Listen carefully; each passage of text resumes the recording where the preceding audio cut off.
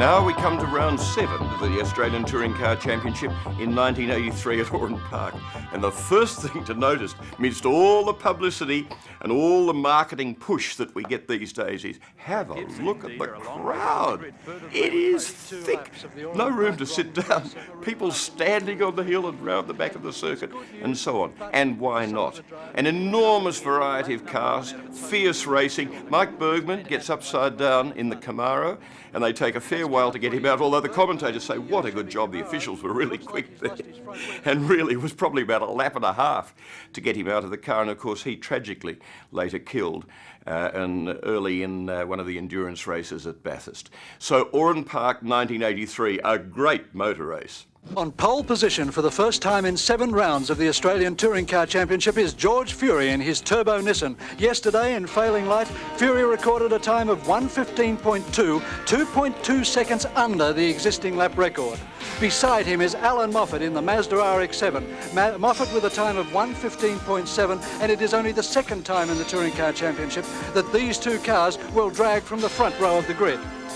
On third position on the second row, Peter Brock in the Holden Commodore. Brock did his 1:16.1 in the first session of practice yesterday. Beside him, Allan Grice in the second Commodore, a 1:16.4, and Grice is so annoyed that the second session of practice yesterday was held short. Then comes the cat amongst the pigeons. Local driver Terry Shield in a Mazda, having his first drive in an Australian Touring Car Championship, a 1:16.7. The first Ford, Dick Johnson, the current Australian Touring Car Champion, battling with a poorly handling Ford Falcon, 1:17.1, still underneath his lap record. 32 laps of the Oran Park Grand Prix circuit, 83.84 kilometres, and the largest crowd we've seen at Oran Park in years, probably since the clash in the Australian Touring Car Championship in 1972 between Allan Moffat and Bob Jane. The flag is out. George Fury has altered his suspension just for the start, and he dumps it. George Fury blows the start, and Allan Moffat takes it away. Peter Brock on the outside. They're using the Grand Prix course so the cars go down beyond the shortened section of the track. Moffat slips through into second place, Grice to third, Fury, then Johnson, Peter McLeod also doing well, and we can see there Greg Hansford moving up through the field in car number 31. Under the bridge, and it's Brock, Moffat, Grice, then Fury, Jones alongside Dick Johnson, Peter McLeod and Steve Harrington also moving up there through the right-hander. Brock, as he's done in the last 2 rounds of the Australian Touring Car Championship, taking the lead and then trying to extend his lead right from the start. Oh, and Johnson hits the fence. The poorly handling Ford Falcon, and Dick Johnson, the reigning Australian Touring Car Champion, hasn't even done 1 lap. Here it comes again. Just lets it go too wide, and he will have, and bounces in on the front wheel as well, and then runs along the fence on his front wheel, and that has cost Dick Johnson serious suspension damage, and he'll be out of the event. Allan Moffat in second position, Allan Grice in third, George Fury. Moffat closes under brakes as they come through BP corner and up at the end of lap number 1 out of a total of 32 on the Grand Prix course. Those two drivers having opened up quite a gap now over Allan Grice in the second of the Commodores.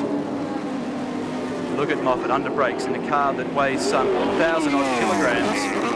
The lightest touring car in the race, has a dab at the brakes once again as he goes through the left-hander and tucks right in behind Peter Brock. Barry Jones in the red Mazda out wide as he chases George Fury.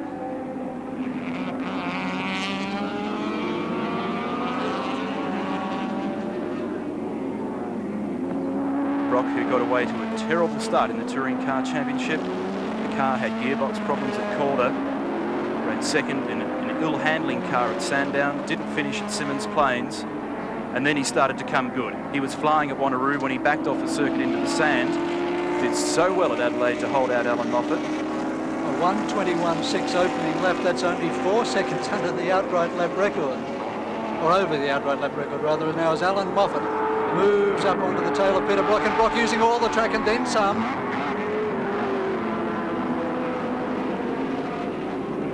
The point score situation in the Australian Touring Car Championship has ceased to be theoretical. Allan Moffat needs to win this race. a 1:16.09 for Brock. That is 1.2 seconds, 1.3 seconds under the lap record of Dick Johnson, and it's been done on full tanks.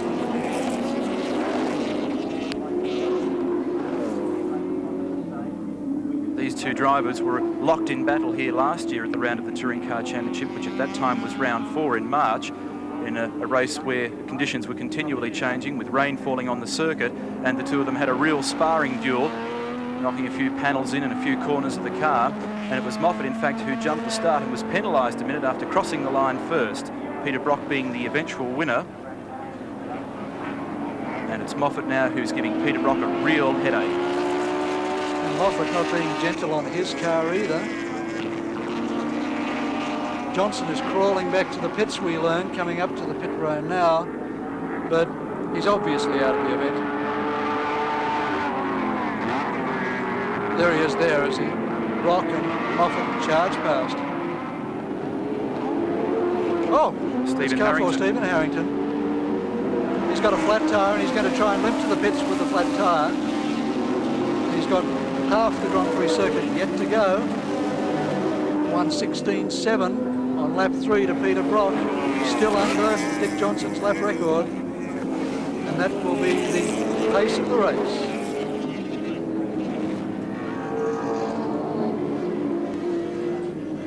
Barry Jones desperate to get through George Fury in 4th position.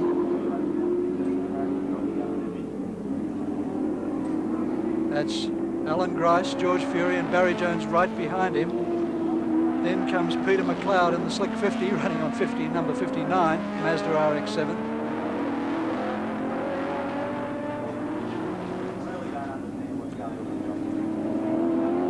Moffat again using all of the track and getting up on the ripple strips and tossing the Mazda around behind Brock's Commodore.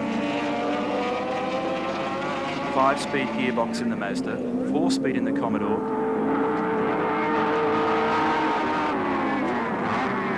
BP corner and under brakes.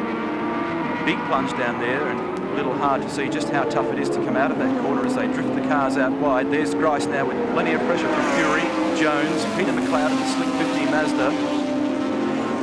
Johnson has restarted his XE Falcon and is now crawling along the main straight. How disappointing for Dick, a man who really didn't want to come to Oran Park anyway. Very disappointing the way that the car's handling. Tried so many different suspension settings. It's Fury now who's got plenty of pressure from Jones, who seems to be getting through this part of the course very well. He ducks and he weaves and he looks for a way through. Of course, Jones was the man who partnered Allan Jones in last year's CRC 300. The only occasion that Allan Jones has really come to the fore in Australian touring car racing since his return from Formula One. And the gap back between these two, Peter Brock and Allan Moffat, back to Allan Grice, is 3.57 seconds.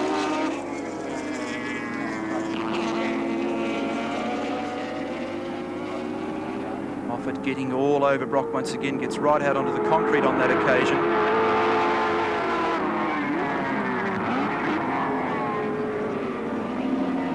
It's a classic confrontation between the two drivers that have kept Australian touring car racing alive for some 10 years in Australia. Both of them with overseas experience. Brock has raced at Spa in a Vauxhall Magnum. Moffat, of course, has been to Daytona, to Sebring, to Le Mans.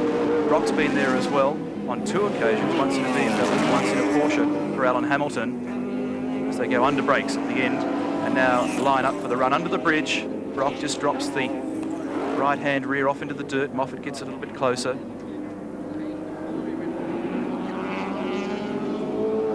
Now he gets an opportunity to side by side, but there's not too much room there as they settle back down to the racing line for this very tight right-hander, possibly the slowest Moffat corner trying. of the circuit. He can take such a more economical line through that slow corner, using all the G-forces that this little Mazda can muster, and any time it seems he can just steer in tighter and use less of the track than Peter Brock and still stay with Brock. Here comes Moffat. Not over the dog leg. Oh, unbelievable. You have never seen that happen before, when a passing manoeuvre can happen right on the dog leg from Allan Moffat. Peter Brock would have to be demoralised.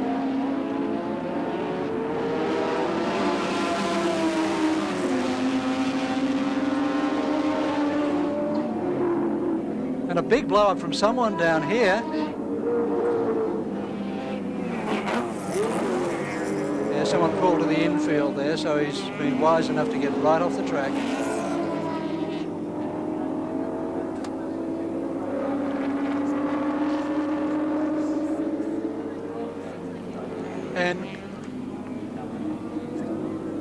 And at the end of this race, undoubtedly, no matter who wins, major controversy is going to surround Oran Park this afternoon, because exclusively to the ABC, the Confederation of Australian Motorsport has just announced rule changes for all these cars to apply from August 1st, when the first round of the Australian Endurance Championship commences at Wanneroo Park in the Wanneroo 300. And it's good news, but for some of the drivers, mainly bad news. Firstly, Peter Brock has his bigger wheels. At the moment, he must drive on 10-inch rims. He says that it doesn't give him the opportunity to use the right sort of tyres, to put his power to the ground, to stay with Allan Moffat, and we're seeing that right now. Moffat has to stay with his current 10-inch wheels. Brock gets his 12s. So do the BMW, so does every other Commodore. So for that, Peter Brock should be happy.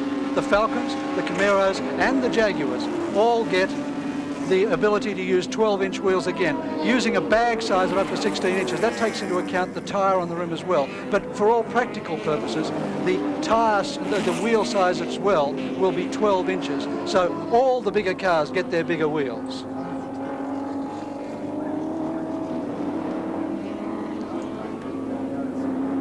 Now for the individual cars. Dick Johnson gets half of what he asks for. He gets his new inlet manifold. He also asked for bigger valves. The bigger valves and the inlet manifold together would have given him an extra 30 horsepower. Dick Johnson can at least be happy about that, because he says that his straight line capabilities aren't as good as the Commodore's, and he wants the extra power simply to be able to stay with the Commodores in the straight line. So for Dick Johnson, extra power. For the Nissan BLUEBIRD Turbo, bad news. They go into the over 3 litre class and therefore sacrifice points. At the moment, George Fury, right there in car 55, is running in the under 3 litre class and picks up extra points in the Australian Touring Car Championship. He's now been reclassified because of his turbocharger as an outright contender.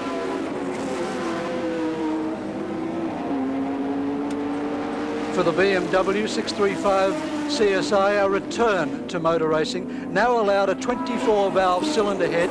Peter Williamson will be happy because Toyota Celicas are also allowed that, and that means that in the James Hardy 1000, the Castrol 400, the endurance races this year, we'll see Jim Richards return to racing in the BMW, which should now be competitive.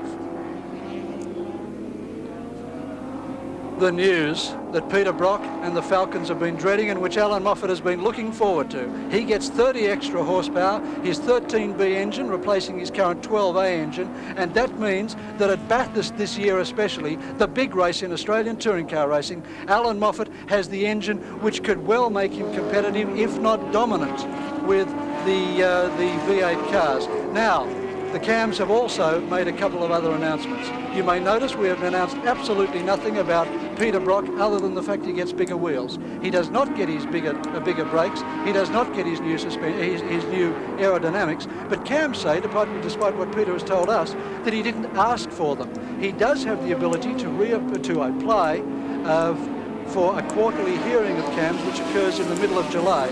So he could still get his modifications for the major touring car races later this year. But the big announcement from CAMs, apart from those changes, is that they will be watching all the races closely, and should one car or another have an advantage more than CAMs reckons is fair from the new rules that have been allowed, CAMs will apply a weight limit immediately to that motor car to negate an unfair advantage. But undoubtedly, at the end of this race today, there will be major controversy in the pits, and Peter Brock will be one of those most upset. Back to the race. Allan Grice with George Fury right on his tail. And Moffat has recorded a time of 1 minute 16 seconds, 2.4 seconds quicker than Dick Johnson's existing lap. Should I say 1.4 seconds quicker than Johnson's existing lap record. Gap from first to second is 1.6 seconds. Second to third, 4.1.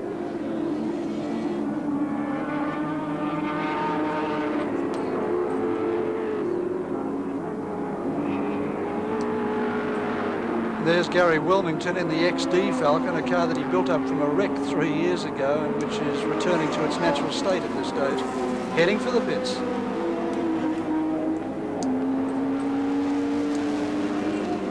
And as we wait for the end of this race and the driver's comments, we spoke before the race started to John Large, the president of the Confederation of Australian Motorsport, who outlined the rule changes and the significance for CAMs. Well, no doubt there'll be some heated discussion and some philosophical discussions about these changes over the next few weeks and right through the year of motorsport. And the obvious question for you, John, is how do you feel they're going to affect the sport for Australia? Well, Bob, no responsible legislator ever makes decisions involving changes without at least feeling some concern as to what the outcome of those changes might mean in practice. However, I'm very heartened by the fact that there's been an extremely extensive amount of research go into this. We've had a very wide range of expert opinion, and it's significant, I think, that our own experts are finding it very difficult to determine which car might emerge in what position of advantage from all of this. I think the initial reaction by most people will be that the Mazda has done very well. My personal view is that the BMW 635 may very well prove to be the sleeper. The Falcon has an opportunity to do some suspension work, and again, that's a car which one or two of the experts have said is probably going to do much better as a result of these changes. That'll be good because both the Falcon and the BMW have been midfielders for a while, and certainly if they come up to the front as well, that's only going to make a good scene that much better. So the main reason behind it all was to bring the racing closer together. Yes, certainly CAMS hasn't in any way set out to do anything that's going to alter the positions of finishers. It's our objective to just redress some of the imbalances that have worked themselves into the system over the last 2 or 3 years of this formula and bring the cars closer together, as I say, so that we can get a good scene and make it even better. Certainly not bad at the moment, is it, as Allan Moffat leads Peter Brock, and then the fantastic dice between Allan Grice here and George Fury for third position, with Barry Jones in the Mazda breathing down both their necks. And look at Fury work in that little Nissan. You see, George Fury can win the Australian Touring Car Championship here today at Oran Park. If he wins this event, nothing Allan Moffat can do can beat him from here on in the Australian Touring Car Championship, and that's what George Fury wanted so desperately to do today. But when he blew the start, having to load up the turbocharger to get it to work, and he needs to actually blip the throttle, depress the clutch, get the turbo up to 7 grand, then go again and drop the clutch. And he blew it, and that's cost him another place now, as he's dropped back behind Barry Jones into 5th position.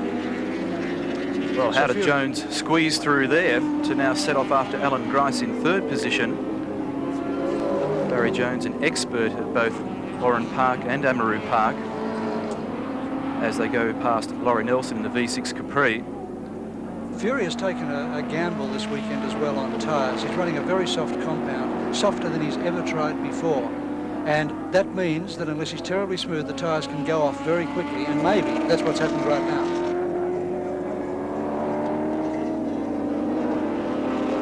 This is the battle for 3rd and 4th, and that's 4th place there at the moment. Barry Jones in car 41. And long gone in the distance are Allan Moffat and Peter Brock, and that's 3rd place there, Allan Grice in the STP Roadways car. And poor Allan, who's had such a good start to the championship and then fallen in a bit of a hole in the middle, has now got the opportunity to try and pull himself back out again with some more valuable points, because this is the penultimate round of the Australian Touring Car Championship, the final coming up at Lakeside in Queensland. There's the leader, Moffat, Brock in 2nd position. The gaps between 1st and 2nd, 2.4 seconds. 2nd to 3rd, 4.4 seconds. And Fury's in trouble as they come up towards, should I say, Gibson. Gibson, car number 56, a little bit hard to pick the number from the distance as we watch Fury there behind Jones. So the man who was supposed to be running guard for, and one of the CAMARO drivers also pointing in the wrong direction there. That's Mike Bergman.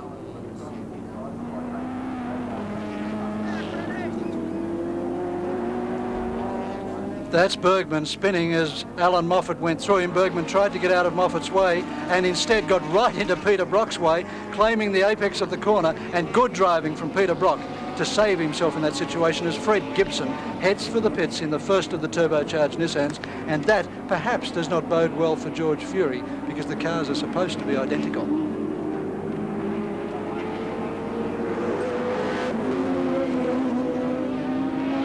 Coming up now to Lent in lap number 14, out at 32. The gap is increasing between first and second, now 3.8 seconds.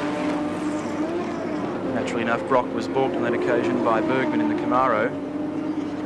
Grice, Jones and Fury now without a teammate.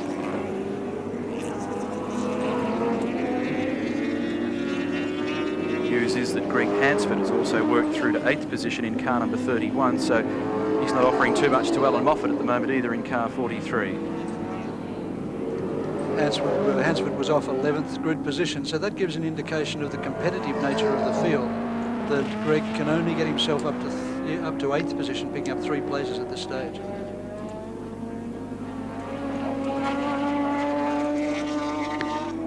Jones now all over Grice. What a good drive from Barry Jones.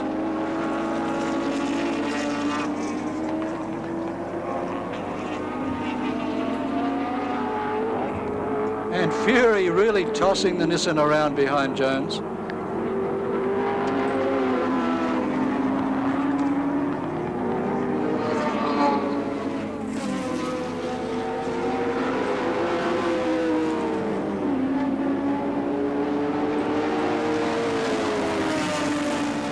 Moffat still stretching that gap. 4 seconds now, 4.04 seconds.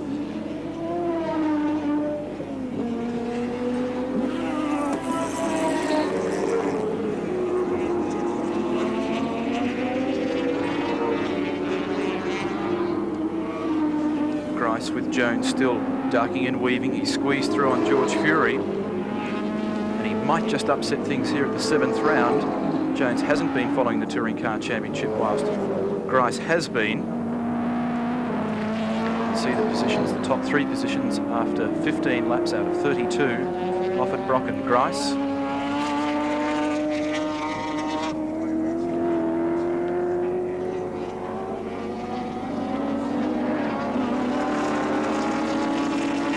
Moffat took over the lead in this race on lap 7. It's the earliest in any Australian Touring Car Championship so far this year that he's taken the lead. The previous time was at Wanneroo when he took the lead on lap 8, and then of course relinquished it later in the race when he took his demon pit stop for fuel. But Moffat this time is really going for it, taking the lead early and setting the pace. And still stretching the gap to 4.5 seconds now. Second to third, 4.3 seconds. Moffat continues to get stronger, and Fury now the man who's starting to wiggle the tail of the Nissan Turbo Bluebird around a little.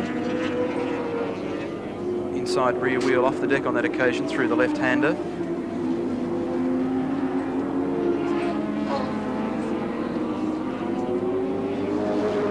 And as Grice struggles to hold out Barry Jones, and indeed behind him George Fury.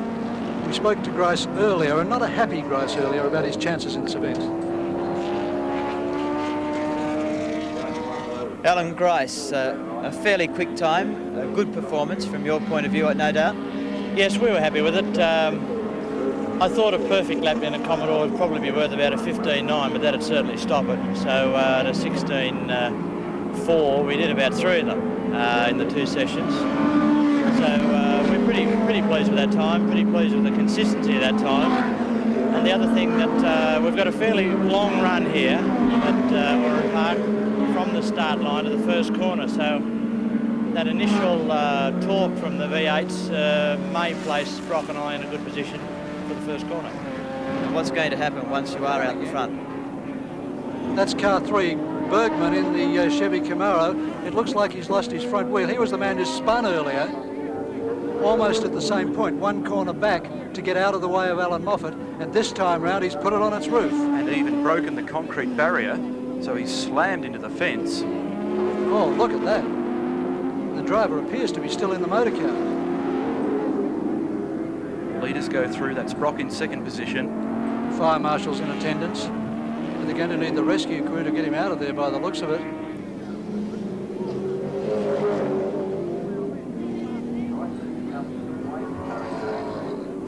The roof is jammed, the doors are shut on the vehicle. Yellow flags being frantically waved as we go back to the leader, Allan Moffat in car 43, 43 years of age from Melbourne. Touring car champion in 73, 6 and 7. Stephen Harrington back out there circulating again in car number 4 after replacing that rear wheel. 4.6 seconds the gap, Allan Moffat to Peter Brock. And 5.01 seconds back to third position, Allan Grice. Brock rounds up Grice's teammate, Harrington.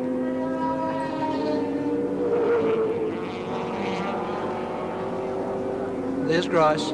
Jones now coming out of the slipstream and going for the brakes.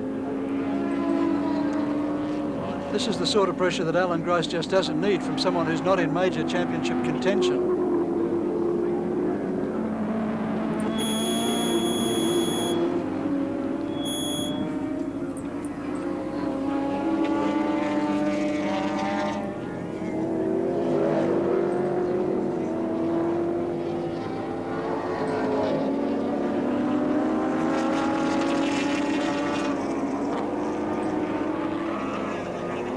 Grice, just barely from Barry Jones.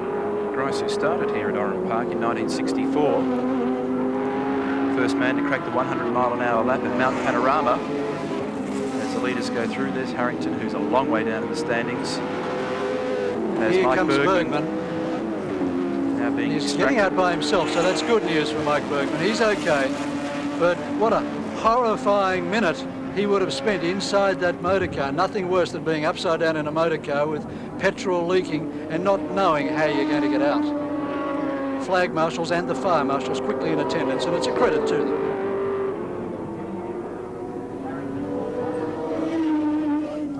One of the significant things of this so far has been, after all of the teams had planned to use their second drivers so carefully, Stephen Harrington, Greg Hansford, Fred Gibson, none of it's come to fruition. And it's this man here, Allan Moffat, who set the pace so very early, something that we haven't seen at the other rounds, as John pointed out before. And you know, one wonders just what's going to happen now with new touring car regulations when they get to the Endurance Championship, just what Allan Moffat is capable of with an engine that will produce something like an extra 30-odd brake horsepower.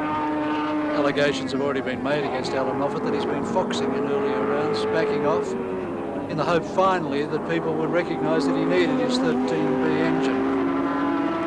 Now he leads, and leads certainly not comfortably because they're both under the lap record and both going as hard as they can, but he certainly leads by almost 5 seconds from Peter Brock. I think it's been a marvellous achievement from Peter Brock as well, after having a pretty sour sort of a wake-up midway through the season to get the Commodore competitive. It was Allan Grice, in fact, there in shot, who was really starting to worry the Marlborough Holden, the other team, and they've got back out and they tested very hard at Calder, and they've brought the Commodore up to the absolute 100% limit. John Harvey, Larry Perkins, Peter Brock all saying that they can't get one more tenth out of that motor vehicle. Rocky says it's the best he's ever had it, and he just can't catch that Mazda. It's interesting, those two drivers with 3 touring car championships apiece and overseas credits to their name. They've got many, many state and national titles, and this season, 1983, could well be a decider between the two of them on paper, with Moffat just sneaking ahead now with the extra touring car championship. That's if he can get it. Earlier, Bob Vincent spoke to Allan Moffat.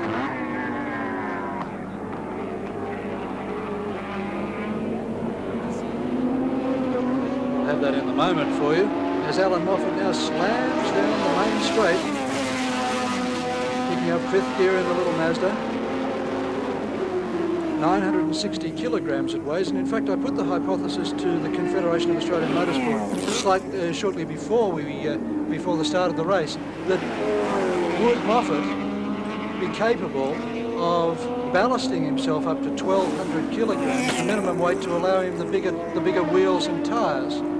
The answer was No, he's not allowed to. He can go over his minimum weight any time he likes, but the size of his rear rims will be judged on his minimum racing weight of 960 kilograms, so he may not have any more than the 10-inch rear rims. And now we've got the interview with Allan Moffat. Allan Moffat, after a great practice session in the second session yesterday, you reasonably confident? Well, you can never be reasonably confident in this business, Bob. I'm happy with our warm-up run this morning. I'd love it to have been a little bit longer. I think one of these days some of the organizers of these races will understand how critical it is for us to have a few laps, and the overseas patterns set the trend, and everybody goes out for an hour on the Sunday morning and really gets themselves set up. I think under the circumstances, with the track being so messy, and by messy I mean sort of watery, damp and gritty, we were happy with our time yesterday, but it was rather novel running around with our lights on in the last qualifying session last night. What about the Oran Park circuit? Is that going to change your tactics at all for this round? My tactics will be the same as they were at Surfers Paradise. I will do my very best, and being on the front row, I'll try and get the lead. I would expect both the Holdens to pass me on about the first lap, or at least halfway through the second lap. And we've only got one objective today, and that's to beat the Datsun. Moffat at the moment certainly doing that. He's beating the Datsun and the Commodore and every other vehicle in the race with 10 laps to go. Round 7 of the Touring Car Championship. Moffat faced with a fairly complex problem in the upcoming round of the Touring Car Championship, because he's had an offer from Mazda International to drive at the Le Mans 24-hour race. And it's going to be an interesting decision that Allan Moffat will make as to which way he should go, whether he should pursue the Touring Car Championship or go overseas and further enhance his reputation, as we watch Allan Grice and Barry Jones continuing their battle in 3rd and 4th.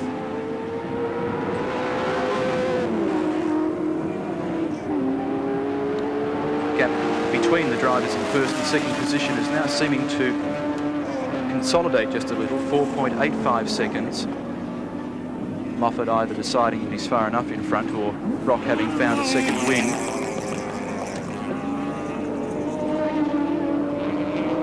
There's 2nd to 3rd, Grice. Steve Harrington goes to the pits from his lowly position in the event. Second time in there for him. 16th place or thereabouts. But the positions in the Australian Touring Car Championship after 23 laps of Oran Park, Allan Moffat, of course, first, and Peter Brock. Then comes Allan Grice, Barry Jones. Then comes George Fury, followed by car 59, not Terry Schell, it's Peter McLeod. Peter McLeod, yes, thank you. From car 15 is Terry Finnegan. Then comes Greg Hansford in position 8, followed by David Parsons in the Holden Commodore in 9th place. Kevin Bartlett is 10th in the big Chevy Camaro, having its first run in the Australian Touring Car Championship this year. There are the positions in the Australian Touring Car Championship. The uncorrected points position, which puts George Fury on 141 points. He has to drop one round. So far, his worst result in an Australian Touring Car Championship has been 4th. In fact, he has had 3 4th positions, so he can choose which one he wishes to drop. At the moment, he's lying 5th, so this will be the round he drops, in fact, if he does not increase his position in the next 8 laps. Surprising just how far Fury is behind these two drivers, Grice and Jones, and particularly with the blistering time that he set so late yesterday afternoon as Peter McLeod goes back into the pits in the Slick 50 Mazda. Fury, in fact, in the last couple of laps with the headlights on in the Bluebird. It's McLeod in the fire-breathing peripheral port Mazda. And actually, Neil, with the announcement that we've made about the new 13B engine for the Mazdas, it raises an interesting point. How many of the drivers are going to be able to afford to buy the new engine? In fact, what we may well be seeing from the Mazdas is a split in the camp, that there will be some very quick with the 13B, some closer, some slower rather, with the 12A, depending on the budgets that the teams have. There was a suggestion in the pits yesterday, in fact, by a couple of the Mazda drivers that they didn't want the bigger engine. They were quite happy with what they had. Oh, and Grice using all the track and then some. Not shy to do a bit of curb bouncing as he tries to put some distance, any distance, between himself and Barry Jones.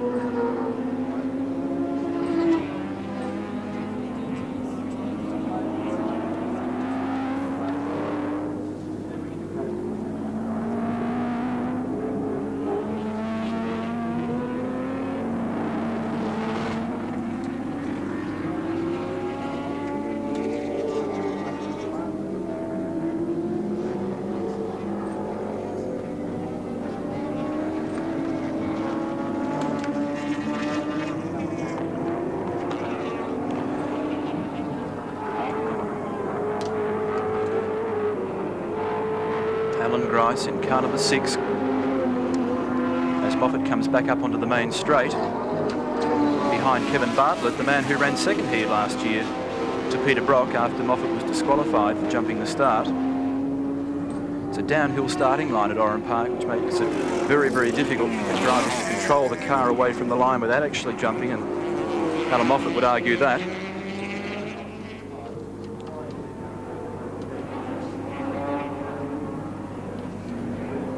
Bartlett not keen to let him through either, but Moffat gives him little choice in the matter. Kevin Bartlett, one of those who will be disadvantaged by the new rules, even though he gets the 12-inch rear rims, which theoretically should help this most powerful car in the Australian Touring Car Series to put its power to the ground. Kevin was explaining that the larger the rear rims and tyres, the more stress it places on the driving components like the half shafts, and really it's no answer for Kevin at all.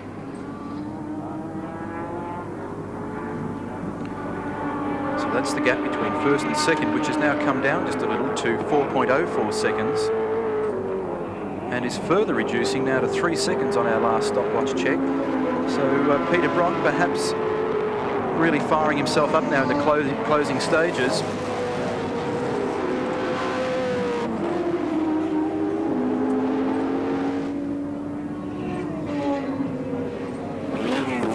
Bartlett car 66, Brock car 05. Peter Brock heading for the United States this week to watch the Detroit Grand Prix, the next round of the World Formula One Championship. He's heading over there with John Harvey, back in time no doubt for the final round at Lakeside. They get back on the Thursday before Lakeside, in fact, in plenty of time to get their car together for the event. One of the main reasons they're going overseas is to see John Bagshaw, the former sales director of General Motors in Australia, with the idea of opening a door in Germany to Opel to allow Peter to start to import the two-door Opel GT car. He says it is not for racing, purely for him to modify in his workshops and sell as a limited edition vehicle with his Brock special equipment underneath the two-door body. To which we reply, Very interesting.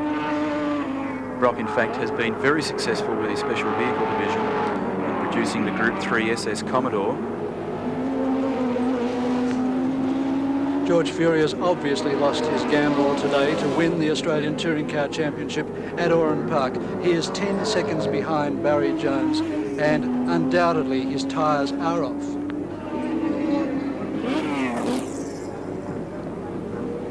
Gap first to second, stretching again to 4.09 seconds. Little wisp of smoke from the front left of the Commodore as Brock locks up a brake.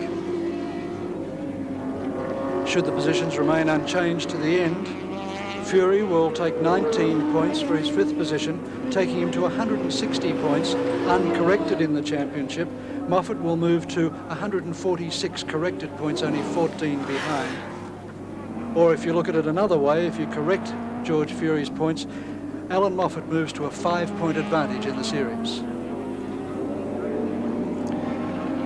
1977 and 1980 Australian Rally Champion George Fury, as we go back to the leader, Allan Moffat. A man who in the early stages of his motor racing career borrowed $4,500 from his father to continue to race, to come back from the States and back here to the shores of Australia. As we mentioned in yesterday's program, has gone into motor racing the hard way as a gopher in the pit for Sterling Moss at Sandown, and also did a lot of the runaround work for Team Lotus in the United States. 3 laps remaining.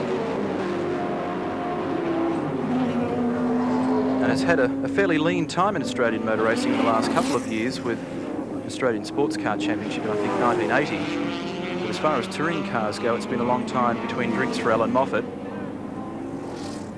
endurance champion of 1982. But he'd really love to give Mazda their first touring car victory. And he's continuing to try to consolidate that idea at the moment.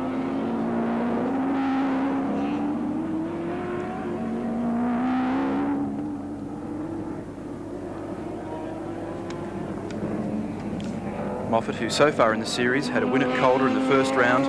You'll all recall did not finish at Sandown in the second round, where when trying to get past Allan Grice, the back end of the Mazda was hopping and leaping all over the road, and he broke an axle, and that put him out of the running. Of course, he finished second at Symonds Plains. Another great battle between himself and Allan Grice.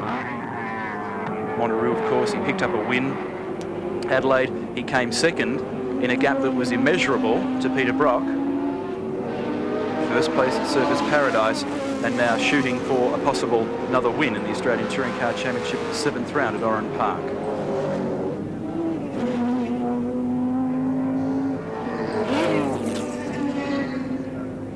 Put the car on pole position on 2 occasions this season, Adelaide and Surfers Paradise.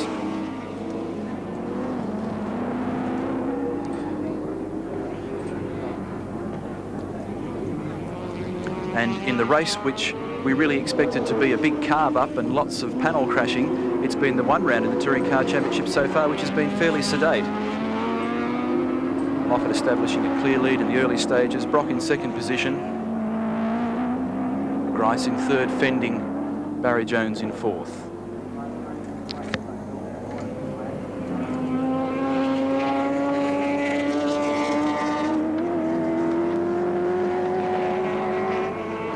Brock, the 6 times winner of the James Hardy 1000 Round Australia Repco Trial winner. Done his fair share at the wheel of General Motors products over the years, in Tiranas and Commodores and Monaros.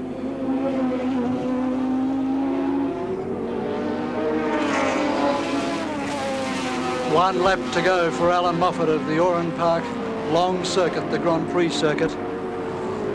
2.6 kilometres around. 5 seconds the gap back to Peter Brock.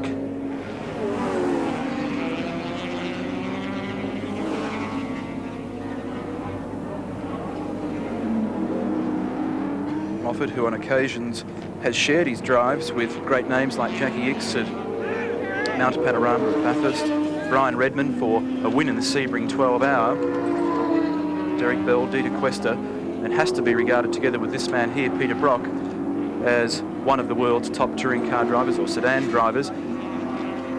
Every time our international counterparts come to Australia, they comment on the skill and the brilliance of these 2 men. Moffat, an intense and demanding racing driver, as he comes down now to BP Corner, or should I say through NGK, over the top of the rise. And if it hadn't been for a momentary lapse at Sandown in Victoria earlier this year, when he locked up the rear end and tore it out of the motor car, Allan Moffat would have almost a perfect result in the Australian Touring Car Championship. There goes the checkered flag for Allan Moffat's 4th win this year in 7 rounds of the Australian Touring Car Championship. Peter Brock goes through in 2nd place. That's the 3rd second that Peter Brock has taken, adding to 1 win and a 9th position. But for Allan Moffat, 2 fourths and a 2nd. 1 did not finish in 7 rounds of the Australian Touring Car Championship. And the gap at the finish line was 1.93 seconds between Moffat and Brock. Well, Allan, if there was ever any doubts what's the fastest touring car around Australia, there shouldn't be after today. Well, I have to say that chasing Peter around those opening laps did remind me a bit of what it was like in the old days with the V8, so I think we can honestly say now the Rotary has come of age, because to be able to win here certainly gives us a great deal of encouragement anywhere in Australia now. Did you ever have any doubts once you got past Peter? Yes, I did, because I crunched my gearbox up a couple of times. He's pretty quick with his changes, and I missed a couple while I was chasing him, and I was a little bit nervous about it, so I was a little bit easier on it after I got through. Well, we have heard from CAMS today that your 13B engine that you have requested has been approved.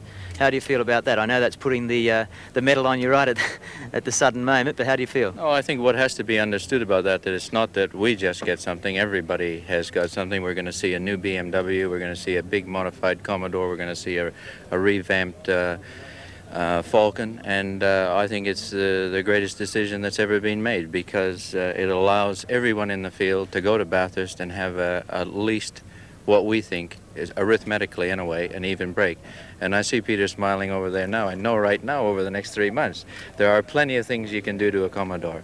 And there was only one thing we could do to a Mazda, and that's put a little bit bigger engine in it. Well, congratulations, Allan, and we'll see you at Lakeside for the final round. Yes, I'm looking forward to that.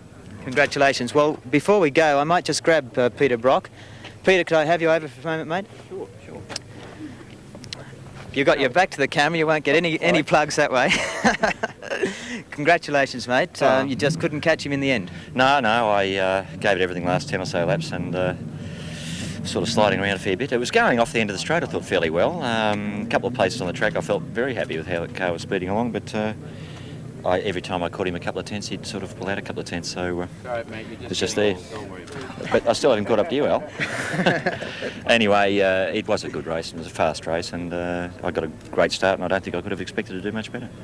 I did put the word on Allan. I asked him how he felt about the approval for the 13B as far as the request for changes for next year or for the next season coming up and the endurance races. How do you feel about that? Well, I don't know. Has it been approved, or hasn't it? 13B has been approved. Well, it's news to me. That's a nice way to break the news to the major competitors, isn't it, eh? Well, we break the news to the motor racing fraternity around Australia during our telecast. Yes, well, unfortunately, the people most concerned financially were in the car circulating at the time. But never, be that as it may, it'll make Bathurst a very, very close race. There's no doubt about that. It remains to be seen what we can do at these type of races, which unfortunately about 90% of Australian racing is on fairly tight circuits. Just what we can do, but anyway, we'll be in there.